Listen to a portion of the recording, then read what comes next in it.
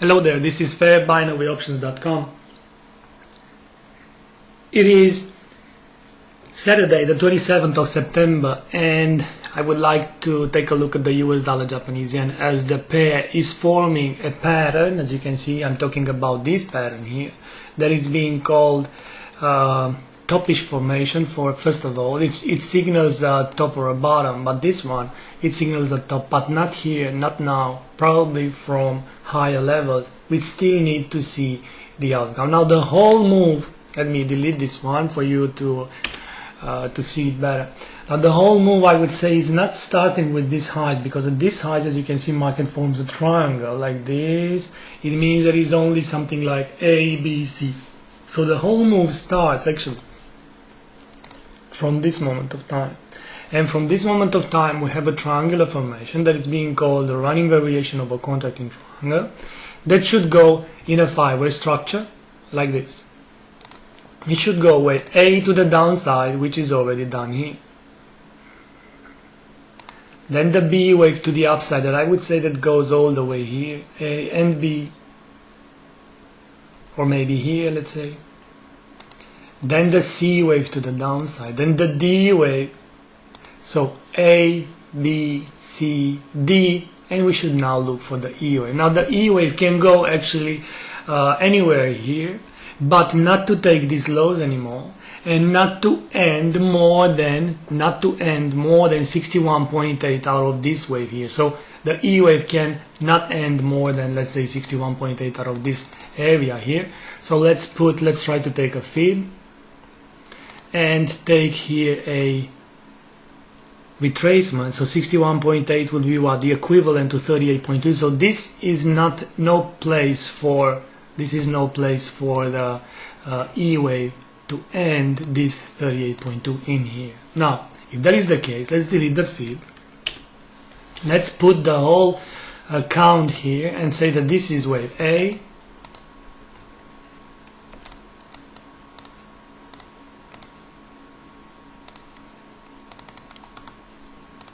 that this is the B wave,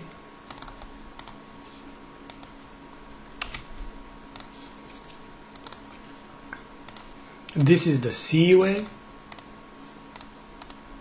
So A, B, C, D to the upside,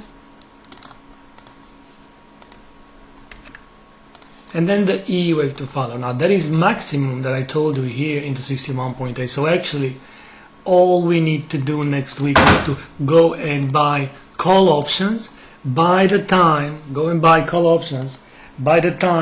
the market is retracing into the 109 or stuff like that for the whole pattern. What would be the outcome? Well, the outcome should be a stronger, let's say, move to the upside that should go into the 110. Why? Because a running variation of a contracting triangle has the measured move 161.8 when compared with the longest wave. But the longest wave is this one, the B wave.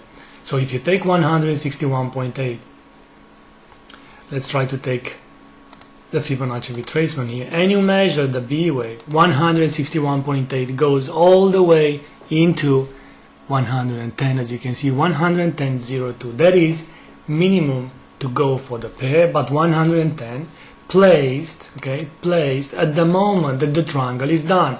Let's say that the triangle is completed here, or will complete here into the retracement. So that would make something like 110.70 to be maximum, or at least a reasonable target for the US dollar Japanese yen. So what to do when your analysis points to the upside? Well, of course, nothing but buying call options, and buying call options with end of week expiration date is the logical thing to do. So let's write here on the screen that the plan is to, at the opening or when the market comes to 109 as well. So buying call options at the opening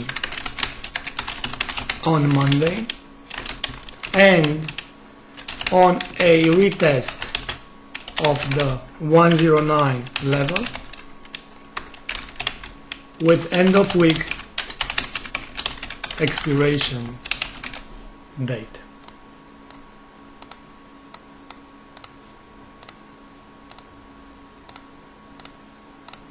Thank you very much for being here. This is fairbinaryoptions.com. We just analyzed the US dollar Japanese yen with call options for next week. Bye bye.